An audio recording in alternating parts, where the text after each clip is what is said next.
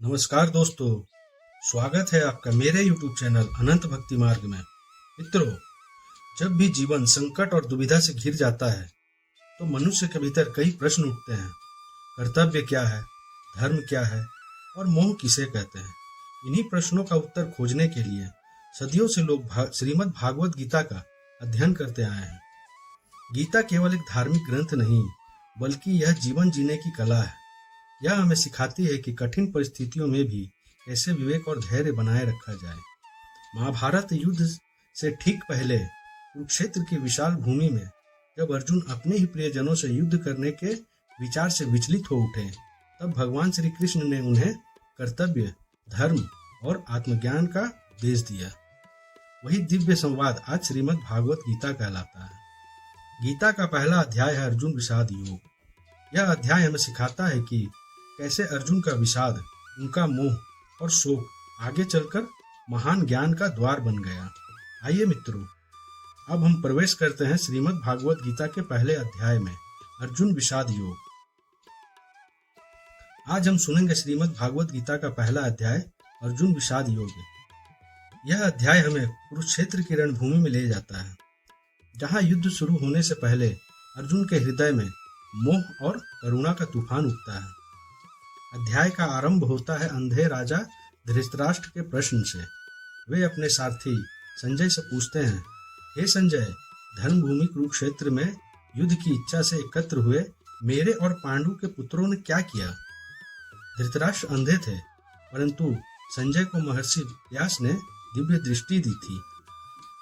संजय उत्तर देते हैं, कुरुक्षेत्र की विशाल भूमि पर सेनाएं आमने सामने खड़ी थी।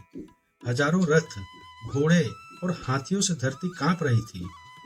कौरवों की ओर से दुर्योधन अपने गुरु द्रोणाचार्य के पास गया। उसने सेना की शक्ति और पांडवों की वीरता दोनों का वर्णन किया। तभी भीष्म पितामह ने अपना महान शंख बजाया। गगनभेदी ध्वनि से पूरे वातावरण को हिला दिया।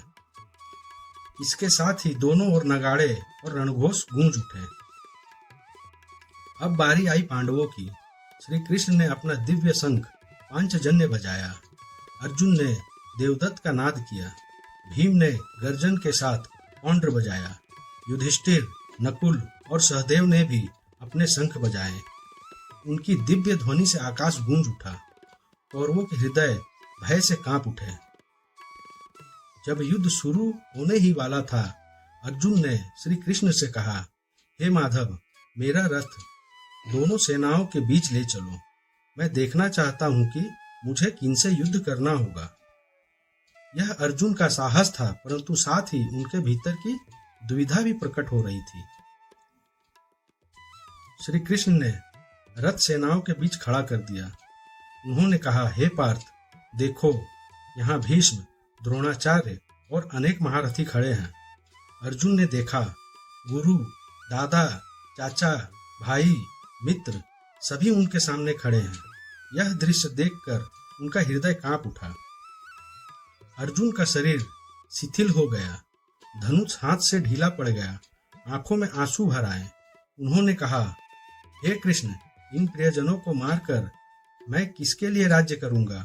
मेरे लिए सुख, विजय और राज्य सब व्यर्थ है। अर्जुन बोले, हे माधव, गुरुओं और बंधुओं को मारना अधर्म है। यदि कुल नष्ट होगा तो स्त्रियां दूषित होंगी, धर्म का पतन होगा और समाज पाप से भर जाएगा। ये तर्क एक योद्धा के नहीं, बल्कि एक संवेदनशील मनुष्य के थे। अंततः अर्जुन ने कहा, हे कृष्ण, अपने रिश्तेदारों को मारकर मुझे केवल पाप ही मिलेगा। यदि निहत्था होकर मारा जाऊं तो भी युद्ध नहीं करूंगा। इतना कहकर उन्होंने अपना धनुष नीचे रख दिया और निराश होकर रथ पर बैठ गए। मित्रों, अर्जुन विषाद योग हमें सिखाता है, जब मनुष्य मोह और शोक में फंस जाता है तो उसका विवेक धुंधला हो जाता है। अर्जुन की यह कमजोरी आगे चलकर ज्ञान और आत्मबोध का द्वार बनती है। यहीं से भगवान श्री कृष्ण उन्हें मार्ग दिखाते हैं। यह अध्याय हमें सिखाता है, जब जीवन में हम दुविधा और शोक से घिरे तो हमें एक गुरु, एक मार्गदर्शक की आवश्यकता होती है। यही था श्रीमद् भागवत गीता का पहला अध्याय, अर्जुन विषाद योग। आगे के अध्यायों में हम देखेंगे कैसे भगवान श्री कृष्ण अर्जुन को मोह से मुक्त कर धर्म और कर्तव्य की ओर प्रेरित करते हैं। दोस्तों, अगर आपको मेरी ये वीडियो अच्छी लगी हो तो मेरे चैनल को लाइक और सब्सक्राइब करें और कमेंट में जय श्री कृष्ण जरूर लिखें। जय श्री कृष्ण।